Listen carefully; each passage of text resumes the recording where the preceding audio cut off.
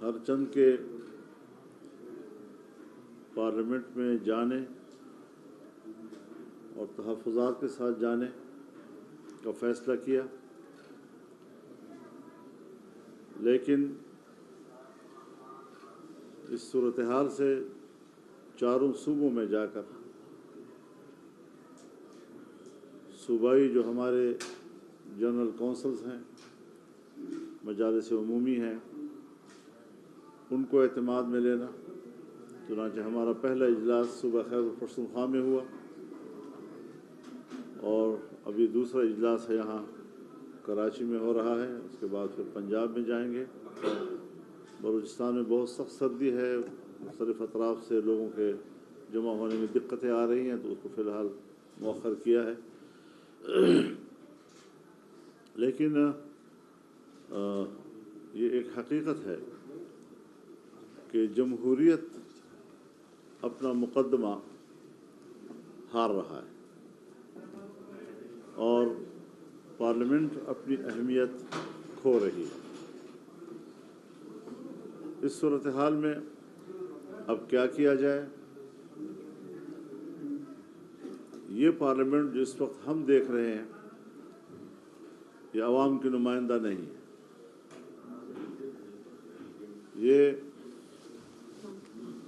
دھاندلی کی پیداوار ایک پارلیمنٹ ہے جس میں کچھ لوگ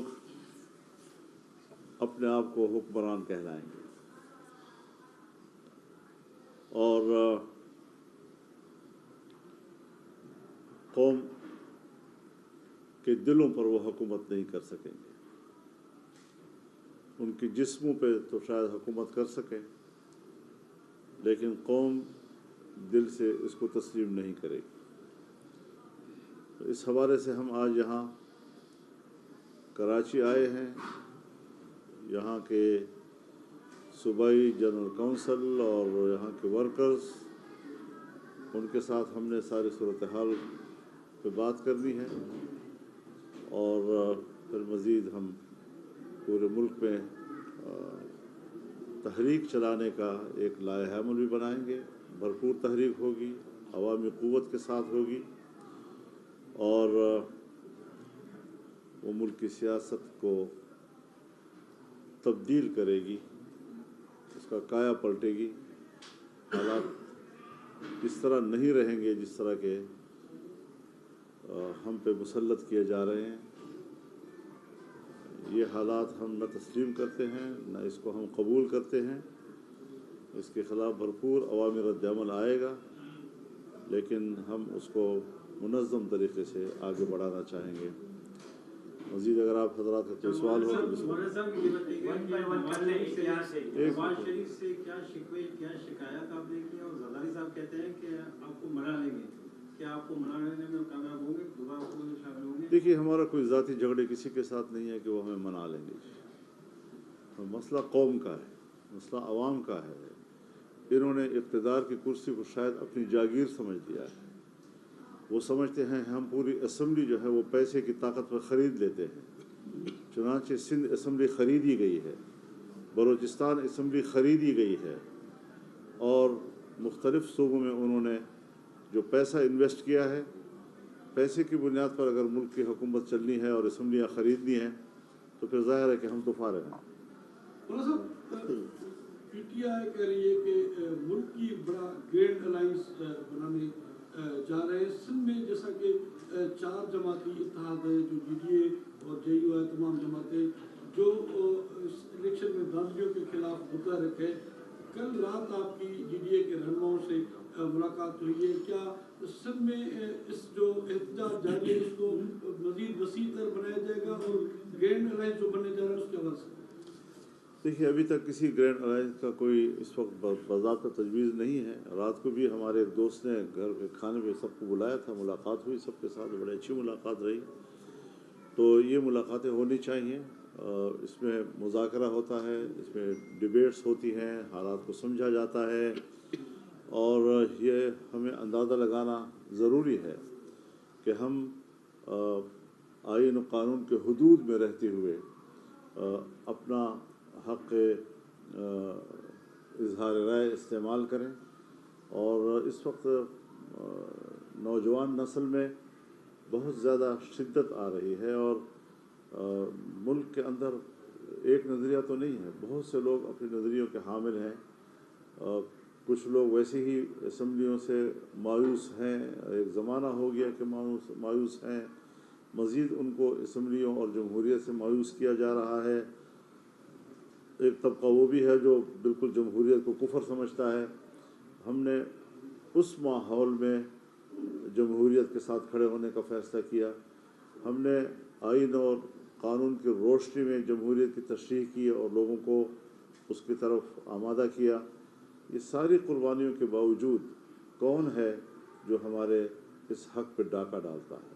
हम कोई डाका तस्लीम नहीं करते। हम डाका डालने में मुजरिम समझते हैं।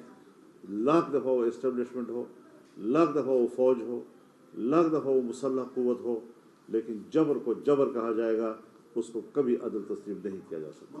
हज़रत ये बता दें, ये कहा नहीं जा रहा है कि जिस तरह से पहले आम लोग भी ये कहते हैं कि जरदारी साहब से भी आपकी दोस्ती, मियाँ साहब से भी आपकी दोस्ती रही है और अब भी है, तो इस वक्त ऐसे कौन सी वो चीज़ सामने आई कि आप इतने उनसे दूर हुए? दूसरी ये कि किसको समझते हैं कि असम्बलियाँ खरीदने का आप किनको कह रहे हैं और असल जिम्मेदार कौन है जिन्होंने जी, सब कुछ किया है? मैं बड़ी वजाहत के साथ अर्ज़ कर देना चाहता हूँ जी कि पीपल्स पार्टी को और मुस्लिम लीग नून को तकरीबन वही मैंडेट मिला है 2018 में मिला था।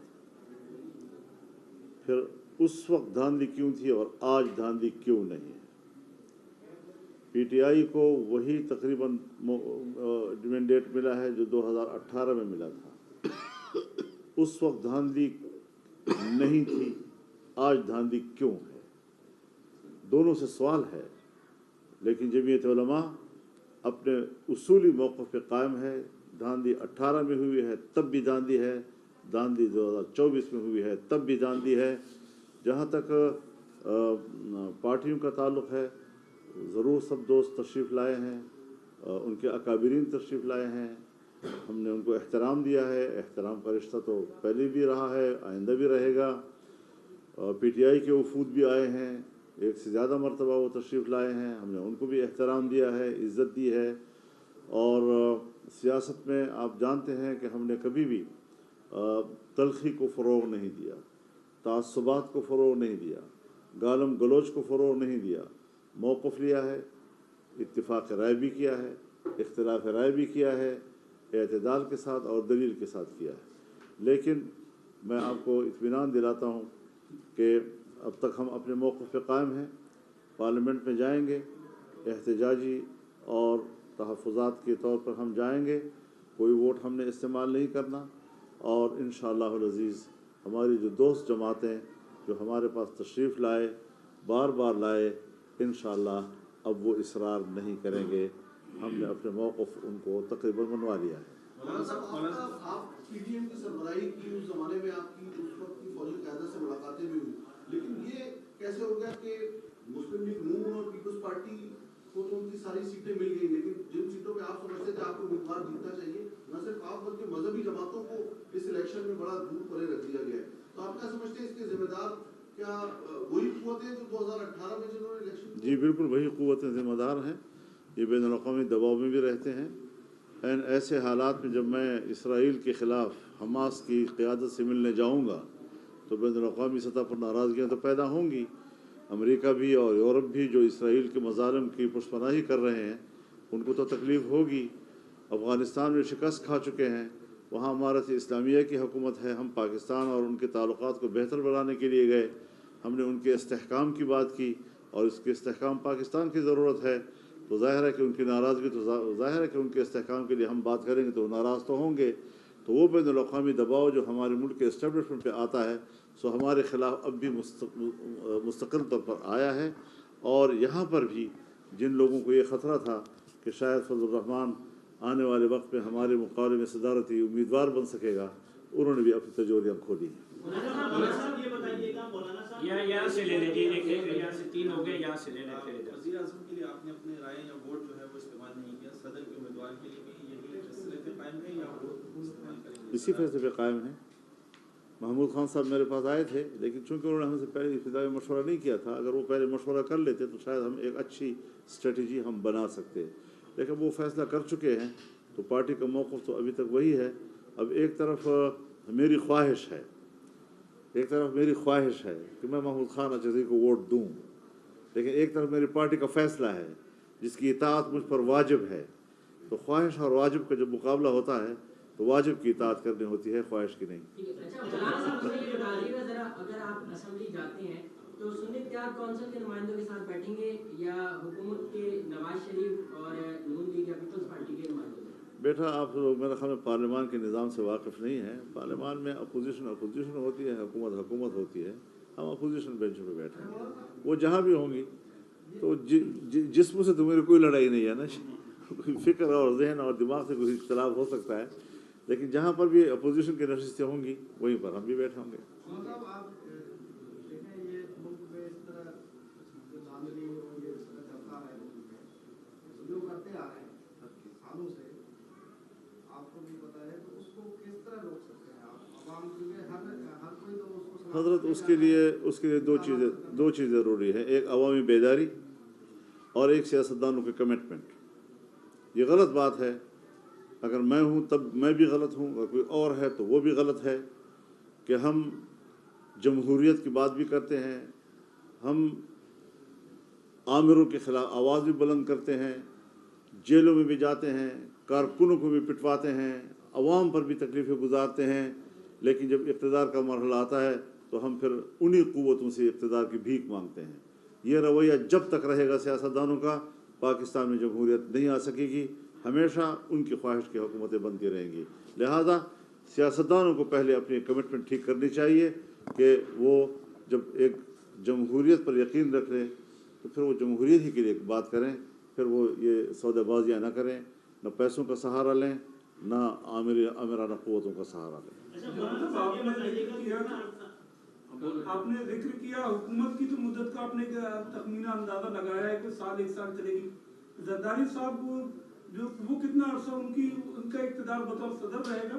दूसरा भी एक एक्सट्रीम पोजीशन इमरान खान और पीटीआई से मुताल्लिक थी कि वो एक यहूदियों के एजेंट थे। आपको क्यों इतना वो जल्दी अपनी एक्सट्रीम पोजीशन वापस लेकर पीटीआई के साथ हाथ मिलाना पड़ गया? नहीं, वो तो मेरे ख्याल में बार बार इस बात की तकरार की ज़रूरत नहीं है ना। आप एक सवाल बार बार करें, मैं जहाँ भी प्रेस में जाता हूँ एक ही सवाल, फिर उसका एक ही जवाब, एक ही सवाल फिर एक ही जवाब। देखिए, सब चीज़ें वक्त के साथ साथ ही तहलील होंगी।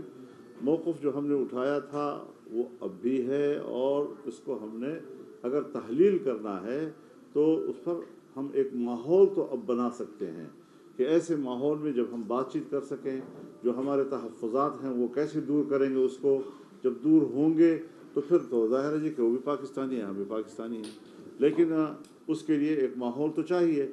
अब जब तक हम इख्तिलाफ़ करेंगे तो ज़ाहिर है कि मीडिया का पेट तो भर सकेगा, उससे आपके काम तो चलता रहेगा, लेकिन ये है कि इससे मुल्क को तो कुछ नहीं मिलता जी। लड़ाई रहेगी और लड़ाई रहेगी, तो पूरी दुनिया में हमने अपने मौक़िफ़ को तारुफ़ कराया है, एहतजाज रिकॉर्ड करवाया है, वो अभी तक बरकरार है। और अगर एक माहौल बनता है कि जिस माहौल में हम बैठ कर उन इख्तिलाफ़ को दूर कर सकते हैं, तो हम इसको खैर मकदम करें। अच्छा, ये बताइएगा कि आपने 2 असम्बली का, सिंध असम्बली और बलूचिस्तान असम्बली खरीदी गई है, केपीके में क्या बिल्कुल ठीक इलेक्शन नहीं, वहाँ भी बिल्कुल हमें चारों सूबों के इलेक्शन पे एतराज़ है। हम ऐसा नहीं है कि खुदा न खास्ता केपी में इलेक्शन हुआ है तो हम उस पर मुतमईन हैं, वहाँ भी मुतमईन नहीं है। और एस्टेब्लिशमेंट ने कुछ अपनी ही तकसीम की है, किसी को एक जगह, किसी को दूसरी जगह, किसी को तीसरी जगह, सबको एडजस्ट करने की कोशिश की है, लेकिन जमीयत उलमा का मामला मुख्तलिफ है।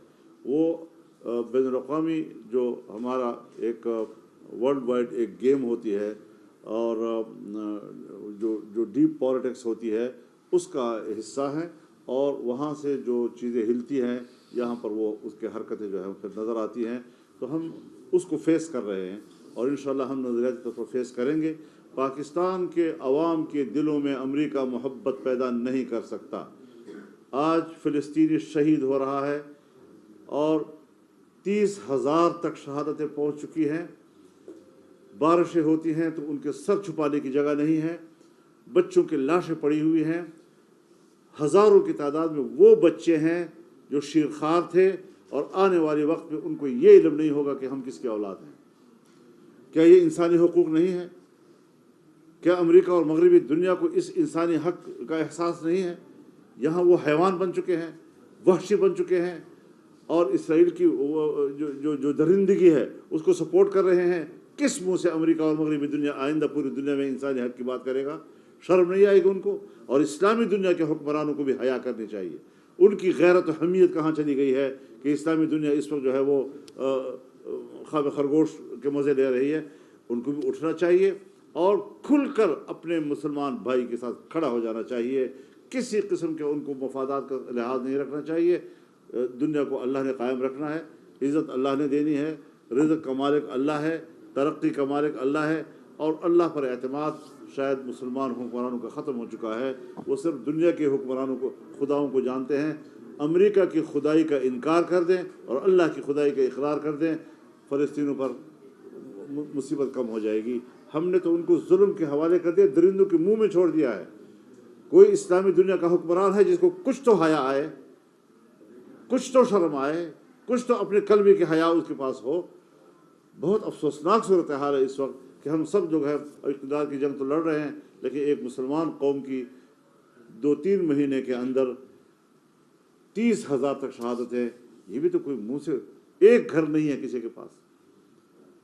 बारिश आती है, बारिशों के अंदर उसकी माएँ जो है अपने बच्चों को संभाल नहीं सकती, किसी को रहम नहीं आता उनकी हालत पर।